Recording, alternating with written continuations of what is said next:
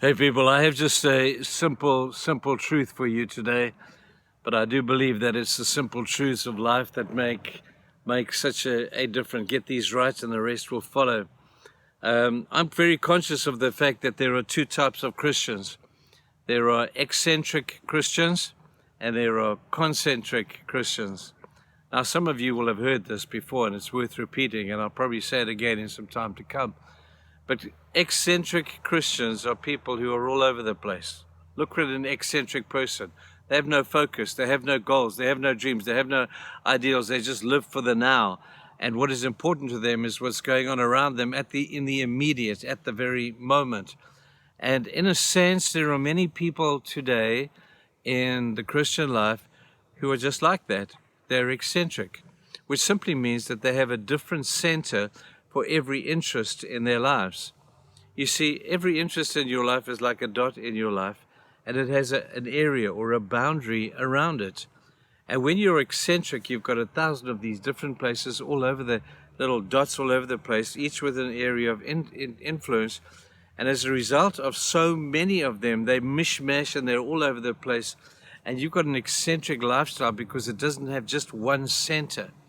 When you've got a different center for your sport life, for your relationship life, for your marriage life, for your kids' life, for your work life, for your hobbies life, for your church life, whenever you have a different center with a different ring of responsibility and relationship around it, you go one over here, one over here, one over here, one over there, and your life is shattered into a million pieces because every area of your life has a different center.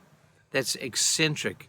No wonder we're so dysfunctional in many ways as Christian lives. But when you have a concentric Christian experience, it only has one center, just one center. And that center, obviously, is God.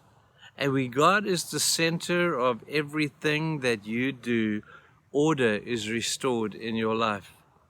Progress can now be made in every area of your life. You just got to have the same center.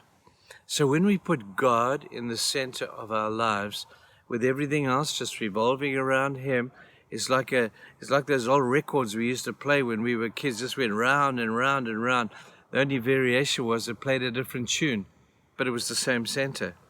And when we have lives like that, with God as the center, we find fulfillment. We find an incredibly fulfilling life, in the sense that it avoids all the conflict and the complications of an eccentric way of life. Just have one center. Now, obviously, God is that center.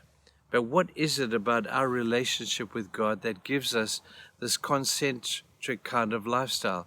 Well, clearly, I'm answering my own question here by telling you it's love for God that does that.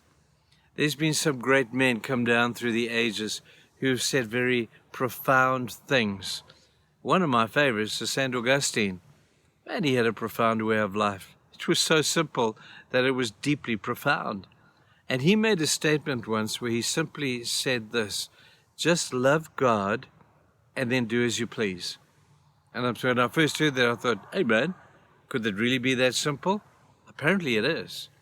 Just love God at the center of everything you are and have and do, and watch what happens. All the other things will be pleasing to Him and will run in order, and it'll be a great life with great peace and fulfillment. Just love God and then do as you please. Because if you love God, you will never do anything that displeases Him. And so all your relationships will be God-centered. All your dreams and your visions and the purpose for your life. Your job will become God-centered. Your sport, your hobbies, everything will revolve around God. That's when order is established. Now, we said at the beginning of this little series, we said that wisdom is the application of knowledge. Now, let me tell you, I haven't told you anything you don't already know. You know that to be the truth. You know that if I can center my life around God, that's the wisest thing that you can do. If you just do that, then you know what? You can just read the book of Proverbs from an academic point of view, and you'll be amening and hallelujahing everything that he says, because you'll be in agreement with it, because everything there revolves around a love for God. Not just God, but a love for God. Go love God and do as you please. Have a great day. Bye.